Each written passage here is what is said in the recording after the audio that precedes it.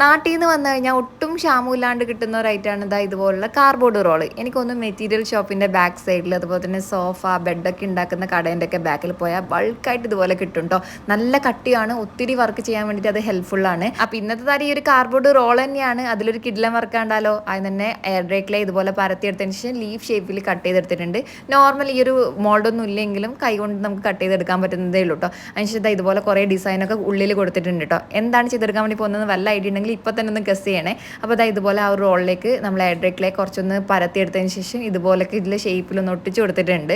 Clay work ചെയ്യുമ്പോൾ ശ്രദ്ധിക്കേണ്ടതായിട്ടുള്ള ഒരു കാര്യം എന്താ വെച്ചാൽ നല്ല രീതിയിൽ ഉണങ്ങിയതിന് ശേഷം മാത്രമേ കളറിങ്ങും കാര്യങ്ങളൊക്കെ ചെയ്യാൻ വേണ്ടി പാടുള്ളൂ. ഞാൻ 2 ദിവസം എടുത്തിട്ടാണ് ഈ ഒരു വർക്ക് കംപ്ലീറ്റ് ചെയ്തത്. അപ്പോൾ ആദ്യം തന്നെ ഇതൊക്കെ ഒട്ടിച്ചിട്ടൊന്ന് ഡ്രൈ ആക്കി എടുത്തു. അതിനുശേഷം പിറ്റേ ദിവസമാണ് കളറിങ് പരിപാടി ചെയ്തത് കേട്ടോ. അപ്പോൾ നല്ല ഇടിവെട്ട് കളേഴ്സൊക്കെ കൊടുത്തിട്ട് നല്ല സെറ്റപ്പ് ആക്കി എടുത്തിട്ടുണ്ട്. അപ്പോൾ ഫൈനൽ ലുക്ക് കണ്ടിട്ട് നിങ്ങൾക്ക് ഇഷ്ടപ്പെട്ടോ ഇല്ലെന്ന് കമൻറ്റ് ചെയ്യുക. ഇഷ്ടമായ ഒരു ബ്ലൂ ഹാർട്ടെങ്കിലും കമൻറ്റ് ചെയ്യുക. വീഡിയോ ഒന്ന് ലൈക്ക് ചെയ്യുക, ചാനൽ സബ്സ്ക്രൈബ് സപ്പോർട്ട് ചെയ്യണേ. മറ്റൊരു നല്ല വീഡിയോ കാണാം. ടാറ്റാ.